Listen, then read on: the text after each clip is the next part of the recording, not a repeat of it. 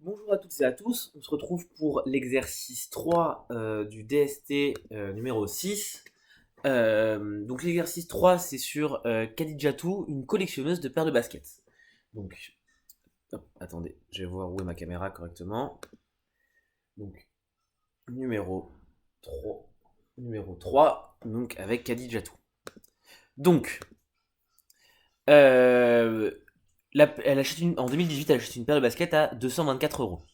L'année suivante, la paire de baskets passe à 220 euros. De combien de pourcentage a-t-elle diminué? Quelle est sa variation absolue? Donc on va commencer par la variation absolue parce que ça reste la question la plus simple. Variation absolue, on rappelle, c'est la variation entre le prix de départ et le prix d'arrivée. Donc tout simplement, la variation absolue, c'est 220 moins 224. Donc c'est moins 4. La basket a perdu 4 euros. Après oui, ça, tout le monde l'avait trouvé.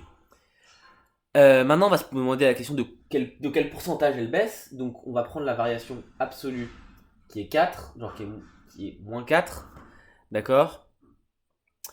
Et on va diviser par, comme on veut regarder en fait en pourcentage, on va d'abord diviser par le prix de départ, 224, et on va multiplier par 100 pour avoir, pour avoir notre pourcentage, et on obtient donc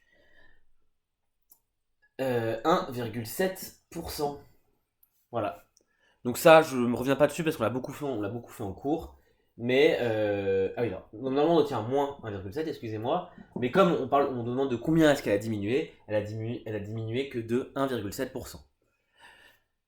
Question 2, on se pose la question maintenant de l'année suivante, la paire de basket perd 20%, mais après elle augmente de 30%. Donc, le prix de la paire de basket est pour le moment de 220. Donc, si elle perd d'abord 20%, eh ben, pour avoir le nouveau prix, on fait 1 moins 80 sur 100. Donc, ça, on sait que ça fait 0,8. Donc, ça, c'est pour faire moins 20. Hop, hop. Ça fait 0. Ça va faire 0,2. Et 1 moins 0,2, ça va faire 0,8. Et donc, du coup, on va bien regarder 80% de 220. Comme on a fait encore une fois en cours plusieurs fois. Et à ça, on va pouvoir le multiplier directement parce qu'on rappelle que si on a des évolutions successives, on peut les multiplier entre elles directement. Et donc du coup, on va faire l'augmentation. Donc l'augmentation, c'est pareil, c'est 1 parce qu'en fait, c'est le prix de départ, plus 35%, donc 35 sur 100. Ce qui, ça, va nous faire 1,35. Et donc, ce petit calcul-là, il va nous donner une paire de baskets à 237,6 euros. Voilà.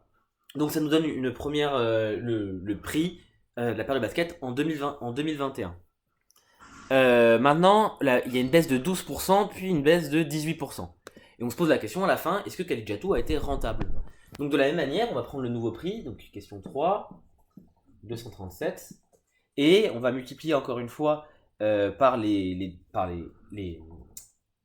taux des deux. Donc du coup, on a d'abord une perte de 12%. Donc en fait, ça veut dire il reste 88% du prix de base, donc 0,88. Et ensuite, une nouvelle baisse de 18%, donc 0,82. Et donc, ce qui nous donne donc une paire de baskets à 171,45 euros. Et donc, ce qu'on se rend bien compte ici, c'est que Khadijatou, si elle revend cette paire de baskets maintenant, elle a perdu de l'argent. Bon, et ben en fait, c'est effectivement, si elle le revend maintenant, elle perd de l'argent. Mais on pourra se poser la question une autre fois, avec les statistiques notamment, de oui, mais là, la paire de baskets coûte 171,45 euros. Combien est-ce qu'elle coûtera dans le futur? Et notamment, est-ce qu'il vaut pas mieux la vendre maintenant que la vendre après? Donc voilà, ça c'était l'exercice 3, du contrôle. C'est un exercice qui demandait d'avoir compris le cours, mais où on pouvait aussi appliquer simplement les formules et aller très vite sur celui-ci. D'accord? Donc il y aura un exercice comme ça au prochain contrôle, donc je vous encourage à, à le retravailler. Je peux même annoncer qu'il y aura un exercice très similaire à celui-ci au prochain contrôle. Donc, de mercredi, n'hésitez pas à le travailler.